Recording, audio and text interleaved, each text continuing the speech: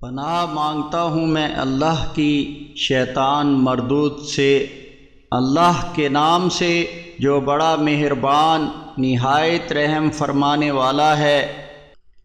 اور جب اللہ نے نبیوں سے عہد لیا کہ میں تمہیں جو کتاب اور حکمت عطا کروں، پھر تمہارے پاس کوئی رسول آئے اور اس کتاب کی تصدیق کرے جو تمہارے پاس ہے، تو تمہیں اس پر ضرور ایمان لانا ہوگا اور اس کی نصرت کرنا ہوگی۔ عہد لینے کے بعد کہا کہ کیا تم نے اقرار کیا اور میرے اس عہد کا ذمہ لیا؟ انہوں نے کہا کہ ہم نے اقرار کیا۔ اللہ تعالیٰ نے فرمایا کہ تم اس پر گواہ رہو اور میں بھی تمہارے ساتھ گواہ ہوں۔ پھر اس کے بعد جو بھی اس عہد سے پھر گیا تو ایسے ہی لوگ نافرمان ہیں۔ کیا یہ اللہ کے دین اسلام کے علاوہ کسی اور دین کی تلاش میں ہیں؟ حالانکہ آسمان اور زمین میں جو کچھ ہے سب خوشی یا ناخوشی سے اسی کے فرما بردار ہیں اور یہ اسی کی طرف لوٹائے جائیں گے۔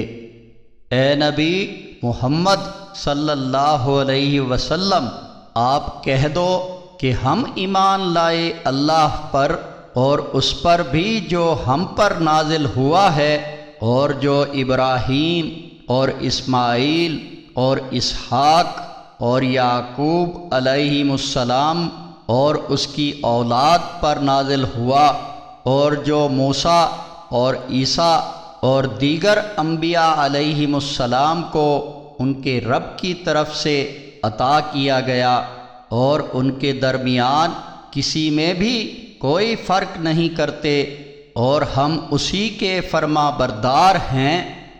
اور جو کوئی اسلام کے علاوہ کسی اور دین کا طالب ہوگا تو وہ اس سے ہرگز قبول نہ کیا جائے گا، اور وہ آخرت میں نقصان اٹھانے والوں میں ہوگا۔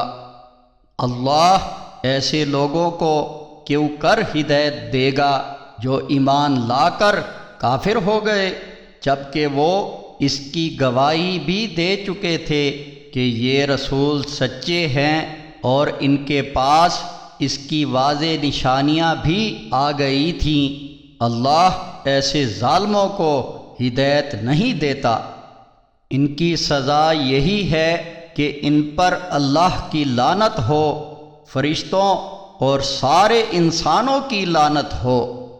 اس لعنت میں ہمیشہ رہیں گے، نہ ان کے عذاب میں کمی ہوگی اور نہ ان کو مہلت ملے گی، سوائے ان کے جو اس کے بعد توبہ کریں اور اصلاح کر لیں، تو یقیناً اللہ بہت زیادہ مغفرت فرمانے والا اور رحم فرمانے والا ہے۔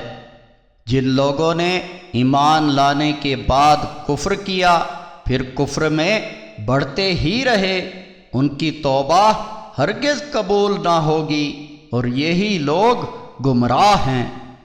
بلا شبہ جن لوگوں نے کفر کیا اور وہ کفر ہی کی حالت میں مر گئے، تو ان میں کسی سے بھی زمین بھر سونا بھی فدیے میں قبول نہ کیا جائے گا۔